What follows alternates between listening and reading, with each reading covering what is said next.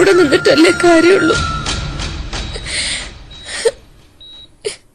നിനക്കത് പറ്റും.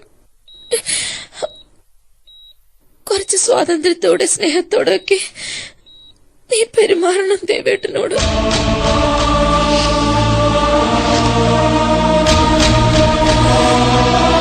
എന്തൊക്കെയാ നീ പറയുന്നേ? ഇവിടെ എല്ലാവരും പരസ്പരം ആശ്വസിപ്പിക്കുന്നുണ്ട്. എല്ലാവരുടെയും വാക്ക് മനസ്സിൽ തട്ടുന്ന തന്നെയാ. അങ്ങനെ എല്ലാവരുടെയും കാര്യമല്ല.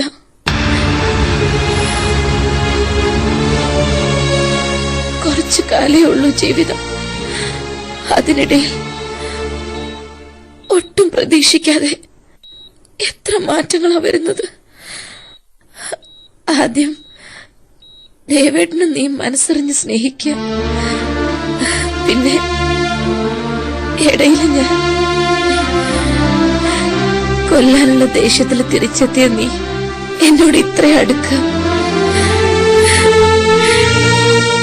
എല്ലാരും പറയണില്ലേ ഭൂമിയിൽ ഒരിടത്ത് ഇതൊന്നും നടക്കില്ലെന്ന്. ഞാനിങ്ങനെ വെറുതെ ആലോചിക്കുക, നമ്മള് 3 പേരെ നിർത്തി ഇത്രയൊക്കെ ചെയ്യിച്ച ദൈവം ഇനി ഒന്നുകൂടി തീരുമാനിച്ചിട്ടുണ്ടെങ്കിലോ? എന്ത്? എന്നെ ദൈവം വിളിച്ചുകൊണ്ടുപോയിട്ട് നിങ്ങളെ ഒന്നിപ്പിക്കാൻ. നിർത്തുന്നുണ്ടോ നീ? അപകടം പറ്റി കിടക്കുന്ന ഒരാൾക്ക് മരണത്തെക്കുറിച്ച് പേടിക്കാം. പക്ഷെ ഇത് പേടിയല്ല, ഭ്രാന്ത. കഷ്ടം. സന്ധ്യ, ഞാനൊന്ന് വേണ്ട അവനെ. ഈ രീതിയിൽ നീ സംസാരിച്ച നിന്നോട് എനിക്ക് വെറുപ്പ് തോന്നും. നീ പറഞ്ഞ കാര്യങ്ങൾ എപ്പോഴെങ്കിലും എന്റെ മനസ്സിന്റെ കോണിൽ ഒരു നെള്ളായിട്ടെങ്കിലും വന്നിട്ടുണ്ടെങ്കിൽ ഈ ഭൂമിയിൽ ഏറ്റവും കൂടുതൽ വെറുക്കുന്നത് എന്നെ തന്നെയായിരുന്നെ. ഇത്തരം ചിന്തയൊന്നും എന്ത് മാനസികാവസ്ഥയുടെ പേരിലും നിനക്ക് വന്നൂടാ. പ്ലീസ് അമ്മനെ.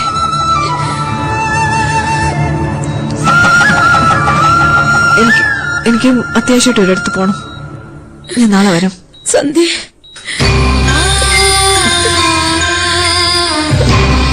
പെട്ടെന്ന് സുഖാവട്ടെ, മനസ്സും ശരീരവും. ഞാൻ പ്രാർത്ഥിച്ചോളാം. നിന്റെ പേരിൽ ഒരുപാട് വഴിപാടുകളും കഴിക്കുന്നുണ്ട്. മാറും എല്ലാം.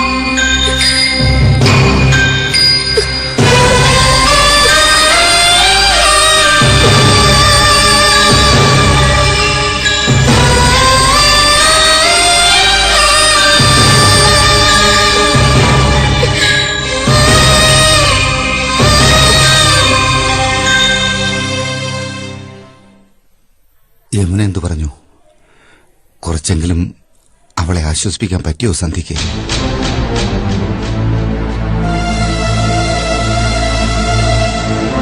ഇല്ല. യമുനയുമായി സംസാരിച്ചു കഴിഞ്ഞപ്പോ ആശ്വാസം വേണ്ടത് എനിക്കാ.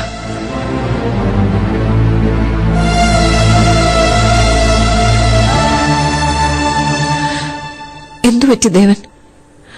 പരസ്പര വിരുദ്ധമായ നിലയില യമുന പലതും സംസാരിക്കുന്നത്. പേടിയില്ല. പിന്നെ അതിപ്പോ എന്റെ നിന്ന് പിന്മാറാൻ നിർബന്ധിച്ചതിന്റെ കുറ്റബോധം ഉണ്ടാവും. അതൊക്കെ ഇനി ചിന്തിച്ചിട്ടെന്താ? എല്ലാം കഴിഞ്ഞില്ലേ? എന്നോട് ചോദിച്ച ചോദ്യങ്ങളൊക്കെ യമുനയ്ക്ക് മാനസികമായി എന്തോ പ്രശ്നമുണ്ടെന്ന് തോന്നുന്ന രീതിയില. അങ്ങനെയൊന്നും ചിന്തിക്കണ്ട. മനസ്സിലെ അസ്വസ്ഥത കൊണ്ട്. ഞാനിവിടെ ദേവന് കൂട്ടിയിരിക്കണമെന്നും നമുക്കിനിയും പറയാൻ ഒരുപാട് കാര്യങ്ങളില്ലെന്ന് ചോദിക്കുന്നതും അസ്വസ്ഥത കൊണ്ടാണോ? യമുന സംസാരിക്കുന്ന മുഴുവൻ ആ രീതിയില. സന്ധ്യ, അതേ ദേവൻ. വിചിത്രമായി എനിക്ക് തോന്നിയത്. ദേവനോട് അങ്ങനെ എന്തെങ്കിലും? ഇല്ല. ദേവൻ ഡോക്ടറിനോടൊന്ന് സംസാരിക്കണം.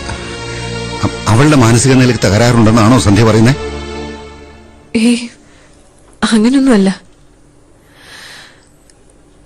എന്നോടൊപ്പം സംസാരിച്ച യമുന ആരോഗ്യമുള്ളൊരു മനസ്സിന്റെ ഉടമയാണെന്ന് എനിക്ക് വിശ്വസിക്കാൻ പറ്റണില്ല.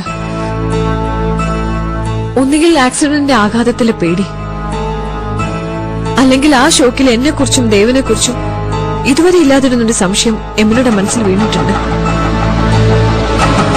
I am sure. വേണ്ട സന്ധ്യ, അവള് പരസ്പര ബന്ധമില്ലാതെ ഒന്നോ രണ്ടോ വാക്ക് പറഞ്ഞതിന് ഇത്രയും വലിയ വ്യാഖ്യാനം വേണ്ട. ടെൻഡർ പോലും വിട്ടുകൊടുത്ത് അവളുടെ ജീവൻ പിടിച്ചു നിർത്തിയെങ്കിൽ അവളുടെ മനസ്സ് നേരെയാക്കാനും എനിക്കറിയാം.